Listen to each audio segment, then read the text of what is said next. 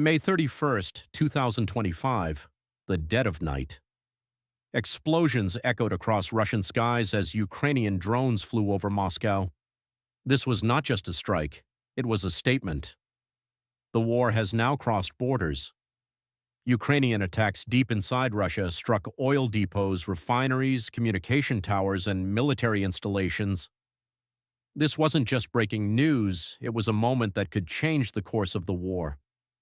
In February 2022, when Russia launched its invasion of Ukraine, it called it a special military operation. From that day forward, Ukraine became a battlefield. Russia believed the campaign would last just a few days, but Ukraine proved that courage is stronger than any weapon. Kyiv, Kharkiv, Mariupol, each city wrote a new chapter of resistance. Over time, Ukraine moved beyond defense and developed the capacity to strike. Drones, missiles, cyber warfare, Ukraine introduced a new face of modern conflict. In late 2022 and early 2023, Ukraine began targeting Russian facilities. One of the first stunning strikes was on the Engels Air Base, over 600 kilometers inside Russian territory. After that, Belgorod, Bryansk, Kursk, and Crimea repeatedly came under attack. Many of the drones were domestically built and still reached the heart of Russia. These strikes sent a clear message.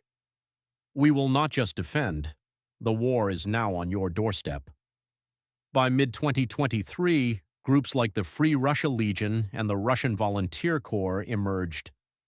These groups began ground operations on Russian soil, capturing small villages in Belgorod and Kursk. Though presented as internal rebellions, these operations had quiet support from Ukraine. This forced Russian troops to defend their own territory, opening new and unexpected fronts inside Russia. In 2024, strikes on Moscow and other major cities intensified. Drone attacks, explosions, and cyber operations shook the country. Russian citizens grew fearful. Long lines formed at shopping malls, train stations, and fuel pumps. Panic spread. The government tried to suppress the news, but the truth leaked out. Ukraine was now winning not just on the ground, but also in the psychological theater of war. On the morning of May 31st, over 25 drones struck various targets across Russia. Fires erupted at oil storage facilities in Belgorod and Kursk. A communications tower near Moscow was destroyed, cutting off hundreds of kilometers of network temporarily. A drone near Tula hit a military radar system. The Russian Ministry of Defense claimed 18 drones were intercepted, but independent sources reported much greater damage.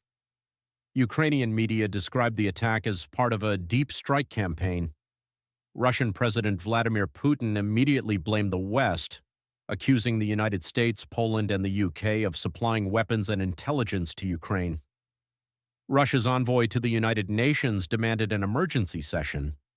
The U.S. did not directly comment on the strikes, but reiterated Ukraine's right to self-defense. In Europe, public opinion remained split. Some questioned Ukraine's methods, but most blamed Russian aggression as the root cause. Ukraine has now fully embraced asymmetric warfare.